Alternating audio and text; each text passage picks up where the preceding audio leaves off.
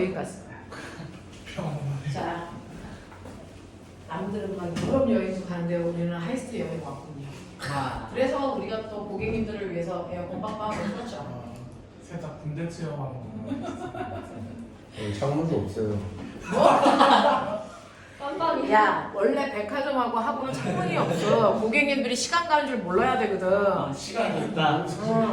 우리는 대신에 시계는 있죠. 선생님들이 끝날 시간을 봐야 되니까. 대신에 창문은 뚫지 않습니다. 우리 수업하다가 튀어나갈까봐. 자, 오늘이요. 여러분들이요. 전기라고 하는 아이의 원초적인 것들. 그래서 중학교 3학년 2학기에 전기 에너지 배우거든요. 그 파트가 나온 거야. 배워요. 그러니까 3학년 2학기에 전기 에너지를 선행한다 생각하면 돼요. 3학년 2학기 6단은요. 역학적 에너지 전환과 뒤에 에너지 전환이 있어요. 거기에 전기 에너지 나와요. 전력량이 거기서 나옵니다. 맞죠. 네, 와트요. 네, 그게 이제 여기 있어요.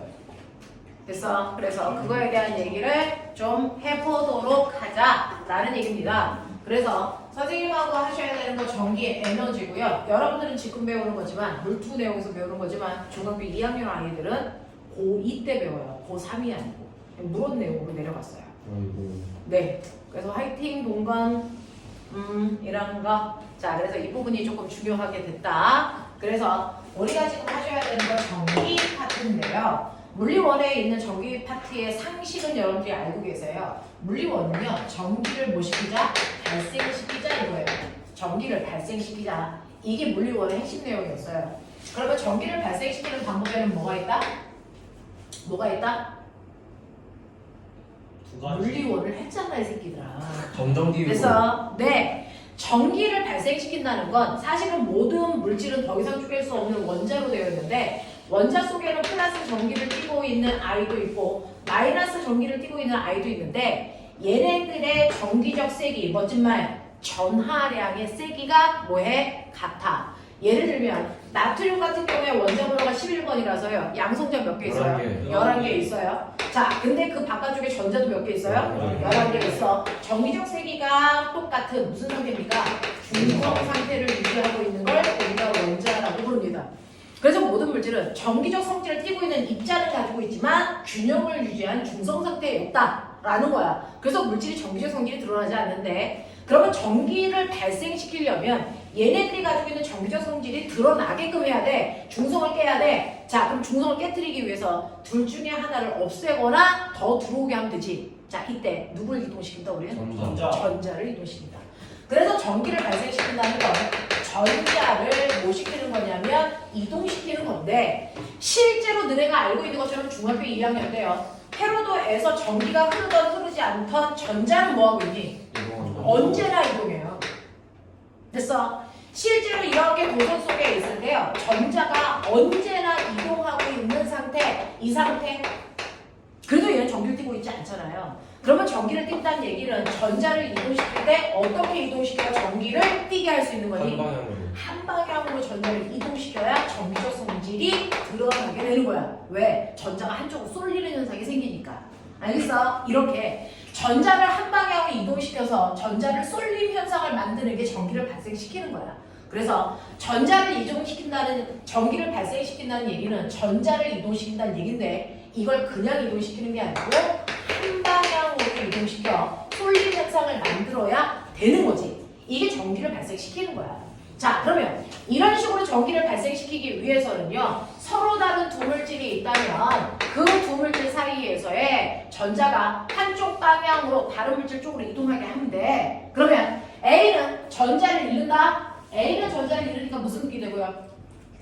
플러스 전기를 띠게 되고요. 그걸 플러스 전하라고 하고요.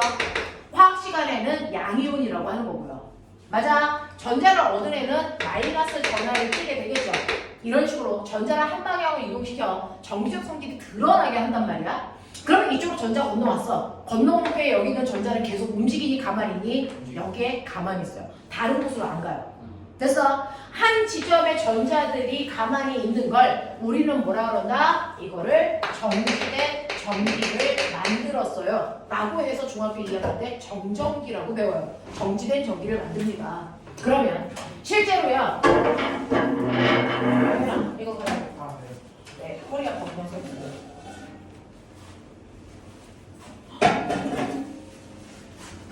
한 손으로 들리는 무게였어? 이걸 양손으로 들었네요. 자, 그런가 하면요. 전자가요. 한 방향 B로 가서 거기에 고여 있는 게 아니고요. 계속 갑니다. 이렇게 계속 전자가 한 방향으로 계속 가게 해서 쏠림 현상을 만드는 걸 우리는 전자가 흐른다. 그걸 뭐라 그러니까? 전류. 이렇게 돼요. 그래서 전자를 한 방향으로 이동시켜서 전기를 발생시키는 건 알겠는데 이동한 후에 전자가 한 곳에 가만히 있을 거냐 아니면 계속 갈 거냐 이거에 따라 정전기와 전류라는 용어로 구분해서 배웠었거든요. 그 중에서 정전기를 만드는 방법은 이미 중학교 2학년 때 배웠어요. 정전기를 만드는 방법에 두 가지. 마찰시키나 마찰전기와 유도 정전기 유도. 알겠냐? 네. 그래서 정전기를 만드는 방법은요. 서로 다른 물질을 비벼서 전기를 만드는 마찰전기도 정전기를 만드는 거고요. 그래서 또는 전기를 띤 물체를 검전기 옆에 갖다 대고 그래서 전자를 쏠리게 하잖아요. 이런 것들을 우리가 정전기 유도라고 했단 말이죠. 이런 식으로요. 전기를 띠게 하는 방법에는 정전기를 만드는 방법도 있고 회로도를 연결해서 전류를 흐르게 하는 방법도 있어. 자, 그럼 나 이제 원초적인 거 물어볼게. 왜 전기를 띠게 하기 위해서 양성자를 움직이지 않고 전자를 움직이게 합니까? 전자가 가벼워서 전자가 이동시키기 쉬우니까. 됐어? 왜 이동시키기 쉬워? 가벼워서 가벼우니까. 그러면 가벼우면 왜 잘 이동해? 라고 하면 우리 배웠어요. A는 뭡니까? M분의 F라서요. 같은 세기의 힘을 주더라도 됐어? 질량이 작을수록 가속도가 커서 훨씬 더 잘 움직인다. 알겠습니까? 그래서 우리는 전자를 이동하는 방법으로 전기를 발생시킨다. 자, 그러면 전기를 발생시킨다는 건 전자를 한쪽으로 쏠리게 하면 되는 거구나. 쏠린 상태로 계속 흐르면 전류고요. 쏠린 상태로 그 자리에 있으면 정전기고요. 알겠어? 그러면 이런 식으로 내가 어떤 물질을 정전기를 발생시켰다고 치자. 그랬더니 어떤 애는 전자를 3개를 밀어서 A라는 물질이 플러스 4 전하량의 세기를 나타내는 단위가 뭐니? 쿨롬. 4쿨롬을 띱니다. 그래서 어떤 애는 전자 2개를 더 받아서 마이너스 2쿨롬의 전기적 세기를 띠고 있다고 치자. 선생님 생구라 하고 있어요. 너 알아? 양성자 11개와 전자 11개가 있으면 전기적으로 중성이라 그랬지? 네. 이 안에는 어떤 내용이 숨어 있냐면 그렇다면 양성자 하나와 전자 하나의 전기적 세기는 뭐하다? 같다라는 거야. 그러면 양성자 하나와 전자 하나가 가지고 있는 실제 전기적 세기는 몇 쿨롬이니? 라는 게 궁금한 거지. 우리는 습관적으로 양성자 하나는 플러스 1이야 라고 하지만 이거 플러스 1 쿨롬이라는 얘기니? 아니야. 상대적 값이야. 됐어? 그러면 양성자 하나의 전기적 세기 실제 값은 몇 쿨롬이에요? 라고 하면 1.6 곱하기 10의 마이너스 19승 쿨롬. 겁나 작아요. 그래서 전자 하나의 전기적 실제 세기는 마이너스 1.6 곱하기 10의 마이너스 19승 쿨롬이라는 말이야. 세기는 똑같은데 금방 반대야. 알겠어? 그러면 우리가 알고 있는 1쿨롬의 세기를 만들려면 이런 양성자 또는 전자를 몇 개 모아야 될까? 6.25 네, 이게 바로 625, 18개를 모으면 나오는 세기입니다. 알겠어? 양성자든 전자든 625, 18개를 모으면 1쿨롬의 전기적 세기가 돼. 알겠어? 이런 것들은 상식적으로 알고 가야 돼. 별도로 배우는 게 없어.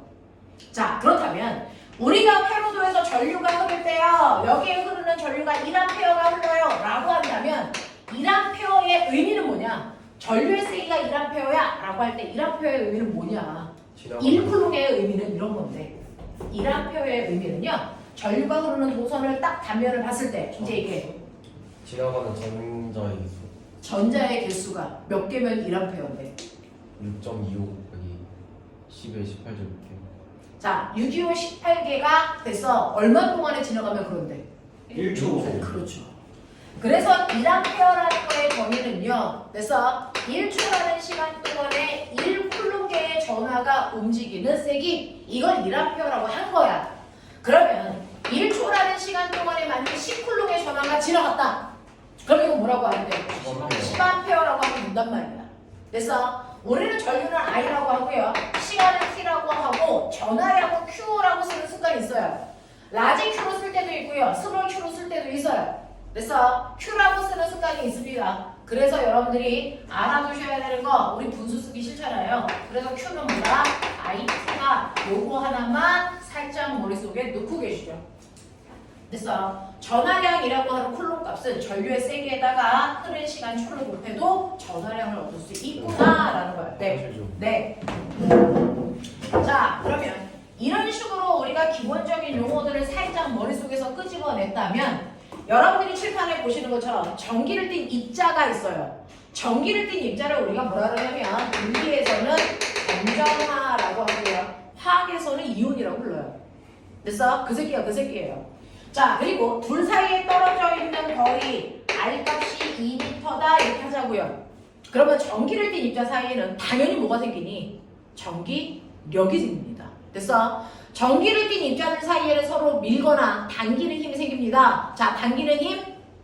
인력. 미는 힘? 정력. 그거 두 개 합해서 전기력이라고 하는 거야. 됐어? 자, 그러면 이러한 전기를 띤 입자 사이에 밀거나 당기는 전기력을 구하는 방법 아세요? 얼마입니까? 어떻게 구합니까? 아세요가 아니고 아셨어야 됩니다. R 제곱분의 그렇죠. R 제곱분의 R 제곱분의 이렇게 구하라 그러죠. 되겠어? 왜? R 제곱분의 이게 전기력 구하는 실제 식이야. 그러니 이 I의 실제 전기력을 보시면요. 둘이 떨어져 있는 거리가 2m니까 2의 제곱분의 K는 전기력 구할 때만 쓰는 상수값인데 이 상수를 알아낸 사람이 쿨롱이라는 사람이잖아요. 그래서 쿨롱 상수 이렇게 얘기하고요. 우리는 전기력을 다른 말로 쿨롱이 알아냈다. 쿨롱력 이렇게 얘기하기도 해요. 됐어? 네, 쿨롱이라는 사람이 알아내서 그렇게 얘기한다. 그래서 R 제곱분의 쿨롱 상수 K 값이 얼마냐면 9 곱하기 10의 구승이에요. 연락 커요. 네, 그리고 쿨롱 큐트는 A, B의 전하량이라서요. 4 곱하기 2 이렇게 하시면 돼요. 여기 있는 부호는요. 전기력 구할 때 쓸 필요가 없어요. 단지 미냐 당기냐의 방향만 결정하시면 되거든요. 서로 반대극이니까 당겨요 라고 하는 힘이 작용하는 거 인정. 그리고 계산할 때는 상수값만 계산하시면 돼요. 자, 그래서 이거 계산하시면 얼마 나오냐면 18 곱하기 10의 무슨 뉴턴의 힘으로 당겨 이 뜻이야. 그러면 이 힘은 A가 B를 당기는 거니 B가 A를 당기는 거니? 둘 다? 둘 다죠. 왜? 서로 작용 반작용의 두 힘이라서 반드시 크기가 같아야 되고 크기 같아야 되고 방향만 반대인 이 두 힘이 작용하죠. 그래서 얘는 전하량이 세다고 해서 더 세게 잡아당기지 않습니다. 알겠어? 그래서 이렇게 똑같은 크기의 힘이 양쪽에서 잡아당겨서 얘는 그 힘을 받아서 반응할 겁니다.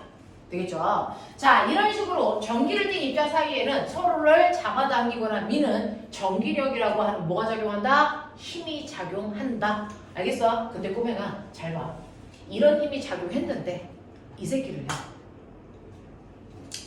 졸려온 시간이야? 너 밥 먹고 왔지? 이 새끼들이 학원에 올 땐 굶어. 자, 이러한 힘들이 작용하는데요. 우와. 이러한 힘들이 작용하는데 이때 이제 잘 봐. 그래서 동건이가 해낼 거야.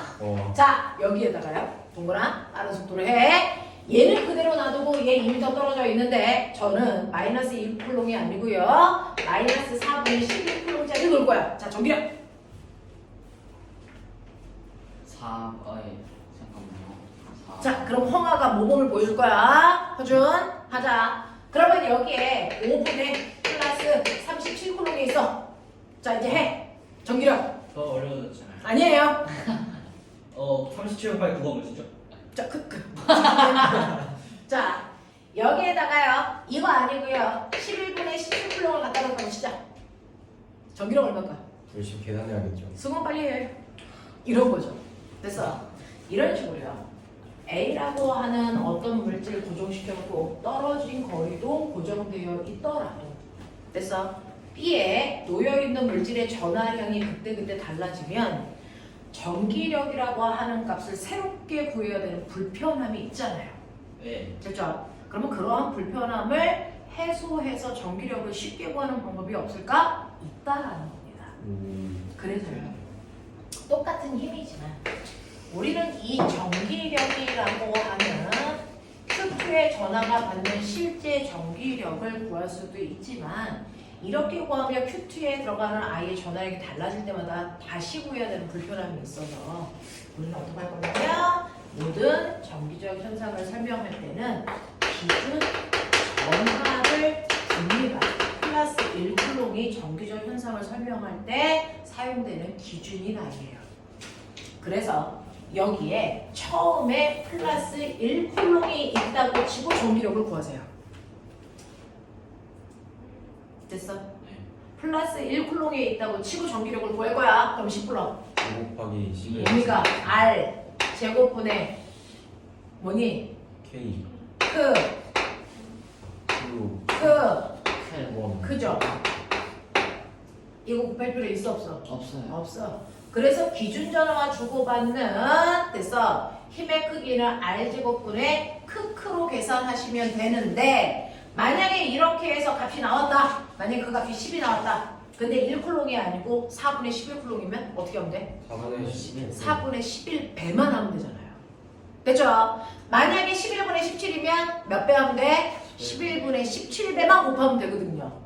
됐어? 그래서 이런 식으로 기준전화라는 플러스 1쿨롱의 전화와 주고받는 힘의 세기를 구한다. 그 힘의 세기를 우리는 전기력과 구분하기 위해서 이걸 전기력이라고 안 하고 뭐라고 그러냐면 전기장이라고 부르기로 했다. 됐어? 그 전기장을 일렉트로닉 필드의 약자 있습니다. 있어.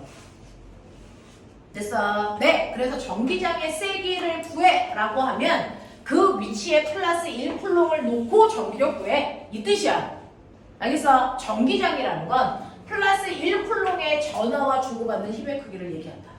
됐어? 근데 선생님 플러스 1쿨롱이 아니고 4분의 11쿨롱이라면서요. 네. 이런 식으로 전기장의 세기를 구해놓고 실제 전기력을 물어보면 실제 전기력은 전기장의 세기에다가 그 전하량만 곱하면 되죠. 이게 훨씬 더 간단하다고요. 됐어? 그래서 우리는 전기력이라고 하는 걸 둘로 나눠서 설명합니다. 모든 전기 현상은 이렇게 둘로 나눠서 합니다. 실제 전하가 주고받는 힘과 실제 전하가 아닌 플러스 1쿨롱의 기준 전하와 주고받는 힘으로. 알겠어? 네. 그랬을 때 실제 전하와 주고받는 힘의 크기는 전기력이라고 부르고요. 이거는 F값으로 R제곱분의 크크크로 계산하시면 돼요. 근데 실제 값이 아니고 플러스 1쿨롱이라는 기준 전하와 주고받는 전기력의 세기는 우리는 전기장이라고 부른다. 그건 R제곱분의 크크크가 아니고 R제곱분의 그냥 크크로 계산하면 된다. 이해돼? 네. 그래놓고 이제부터 문제에는 전기장의 세기를 줄 거야. 전기장의 세기를 주면 실제 전기력을 알아야죠. 실제 전기력은 전기장의 세기에다가 전하량만 곱하면 된다. 알겠습니까? 이겁니다. 자, 그래서 전기장의 세기라는 것과 전기력의 차이점이 뭐냐? 둘 다 힘인 건 맞다. 둘 다 힘인 건 맞는데 여기에다가 1쿨롱의 전하를 놓고 전기력을 구할 거냐? 아니면 Q쿨롱의 전하를 놓고 구할 거냐의 차이다. 알겠습니까? 이겁니다. 자, 이런 식으로 해서 여러분들 전기력을 표현하는 방법엔 두 가지가 있다. 되겠죠? 네. 자, 그러면 이런 식으로 해서 제가 힘을 구할 건데 그러면 전기력도 힘이구나.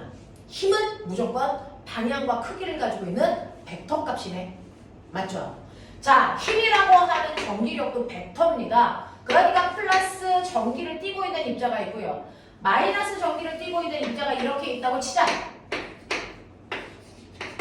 그렇다면 얘와 얘 사이에 이 공간에 전기력이라는 힘이 작용하는 공간이 만들어지죠. 그래서 전기력이라는 힘이 작용하는 공간이 생깁니다. 그럼 여기다가 플러스 전하를 놓으면 이 새끼 어디로 가니? 마이너스 전하 놓으면 어디로 가니? 라고 하는 거죠. 플러스 전하를요, 같은 위치에 플러스 전하를 놓으면 얘는 오른쪽으로 힘받아요. 그럼 얘가 받는 전기력은 오른쪽이죠. 근데 같은 위치에 마이너스를 놓으면 왼쪽으로 힘받는단 말이야. 그러면 이 위치의 전기력 방향은 오른쪽이야, 왼쪽이야? 오른쪽? 오른쪽입니다. 왜? 모든 전기적 현상은 얘가 기준이라서. 그래서 모든 전기적 현상은 플러스 1쿨롱을 기준으로 다 설명해버려. 알겠어? 그러니 여기에서 작용하는 전기력 방향은 플러스가 받은 방향이니까 오른쪽 방향이 바로 전기력 방향이야. 난 이렇게 얘기할 거야. 됐어? 그 힘의 방향으로 나타내는 화살표를 우리는 멋진 말로 뭐라고 하냐면 전기력을 나타내는 전기력선이라고 한다. 그러면 이 전기력선은요, 네, 플러스 전하가 받는 방향이니까 플러스 극에서 마이너스 극을 향하는 방향으로 화살표를 하시면 됩니다. 플러스에서 마이너스, 플러스에서 마이너스, 플러스에서 마이너스, 플러스에서 마이너스 방향으로 전기력선을 그리면 된다고. 알겠어? 네. 근데 이렇게 그려놓으니까 A라고 하는 쪽에서는 전기력선이 6개 나왔어요. 여기에는 3개 들어갔어요. 됐어? 그러면서 어디는 전기력선과 선 사이의 간격이 좁고요. 어디는 전기력선 사이의 간격이 더럽게 넓습니다. 이 간격도 의미가 있을까요? 네. 네. 어떤 의미요? 넓은 곳이 더 작다. 그렇죠. 이게 바로 세기입니다. 등압선하고 같아요. 그래서 간격이 넓을수록 힘이 약한 곳이구나. 간격이 좁을수록 힘이 센 곳이구나. 이렇게 우리는 표현합니다. 전기력선의 밀도가 훨씬 더 밀할수록 센 힘을 나타낸다라는 표현이야. 알겠어? 근데 그 중에서 A라고 하는 곳에서는 내가 전기력선을 6개가 나오게 그렸네. B라고 하는 곳에는 3개가 들어가게 그렸네. 그러면 어디의 밀도가 더 크니? A A죠. 그러니까 A의 전기력이 B의 전기력에 비해서 몇 배 세다? 2개. 네, 이 표현을 하는 겁니다. 그래서 전기력선의 개수 그냥 그리는 거 아니야. 이 개수가 바로 전기력의 세기를 표현하기 때문에 이 3개일 때 전하량을 Q라고 하면 6개의 전기력선을 가지고 있는 곳을 EQ라고 쓸 수 있습니다. 알겠어? 이렇게 돼요. 자, 그랬을 때 이런 거를 어떤 애들이 있다라고 하는 거죠. 밖에 나가면 이쪽 벽 쪽에 선생님이 사탕 묶어놨어요. 그거 가져와. 입에 쳐봐 빨리. 애들 줘. 다 눈 감고 있잖아 지금. 나 혼자 뜨고 있잖아. 뜨고 있어요. 빨리 가져와. 이거 벽면에 있어. 그 사탕 더미 그 밖으로 나가. 그거예요? 밖으로 나가. 밖으로 나가면 거기 오른쪽 벽도 벽 쪽에 붙어 있지. 그리고 쭉 가. 앞으로 가. 근데 저기 이거 가져와. 벽에 붙어있는 뭐 불꽃으로 분명이에요. 다 가져와. 선생님이 대장이시던데. 박스채로 가져오는 거 아니에요? 박스채로 가져오는 그러니까 거. 박스채로 가져오라고. 저 지나가면서 다들 저기다 올려놔. 얘도 줘. 거기다 올려놔. 여기 책상에. 자, 빨리. 왜요? 무섭다. 우리 애들 쳐 졸길래 하나씩 줬어. 커피인데요? 근데 먹어. 커피가 사는데 누룽지 맛이 나더라고요 이게. 누룽지가 이면 누구 쳐 졸지지 말. 음식들 이거 처음 듣는 얘기를 하고 있는 거야. 그래서 자, 이거 문 닫아줘. 그래서요, 이렇게 A와 B가 있는데요. 전기력선을 그렸는데 전기력선이 이렇게 되는 그림이 그려져요. 그러면 A와 B가 무슨 극인지 알아내. 뭐 이런 얘기야. 그래서 전기력선을 그렸는데 전기력선이 이렇게 되어야겠대요. 이거 가지고 우리가 판단할 수 있는 건 뭐가 있을까? 이런 거 생각해보라는 거예요. 지금 전기력선을 선생님은 이렇게 그렸어요. 그러면 전기력선이 나가는 쪽이 무슨 극이에요? 플러스. 들어오는 쪽이 무슨 극이에요? 마이너스. 마이너스예요. 됐죠? 근데 이렇게 되어 있대요. 이거 무슨 극일까요? 플러스. 플러스고요. 이거 뭘까요? 플러스. 플러스입니다. 그러면 얘하고 얘의 관찰력. 부호가 같은지 다 부호가 다른 거. 얘는요. 부호가 반대일 땐 전기력선이 뭐 된다? 연결된다는 거예요. 느낌이 오냐? 근데 같은 극일 땐 전기력선이 연결될 수 없다는 거예요. 알겠어? 마이너스도 2개가 있다고 치면 이쪽으로 들어가, 얘도 들어가. 그러니까 안 연결돼요. 같은 극끼리. 맞아? 근데 얘는 연결됐죠. 적어도 이 2개는 띄고 있는 전화의 종류가보다 반대다라는 뜻입니다. 한 놈이 플러스면 한 놈은 마이너스여야 되는 거야. 맞아? 홀뿐일 수는 없다라는 겁니다. 이런 거 판단하면 돼. 알겠죠? 그래서 전기력선의 모양, 방향, 개수 얘네들의 의미가 있어. 알겠어? 네. 이런 식으로 해서 전기력이라고 하는 거를 우리가 전기력선이라고 하는 걸로 표현할 수가 있다라는 겁니다. 자, 그러면 꼬매나 이제부터요. 태어나서 평생 처음 듣는 거 하자. 그러면요. 실제로 여러분들이 이렇게 지구라고 하는 땅바닥에 있죠. 자, 지구라는 곳에 있으면요. 우리 눈엔 보이지 않지만 이 전체에 지구가 작용하는 힘이 존재합니다. 그걸 뭐라고 해요? 관련이요? 중력. 중력. 만력이요. 맞습니까? 네. 그래서 여기는 중력이라는 힘이 작용하는 곳이라서 여기를 우리가 중력장이에요. 그래서 사실은 눈에 보이지 않지만 이렇게 중력이라는 힘이 땅바닥을 향해서 작용하고 있는 공간이야. 근데 이 중력에 반응하는 건 뭡니까? 질량을 가지고 있는 물질들만 발생하죠.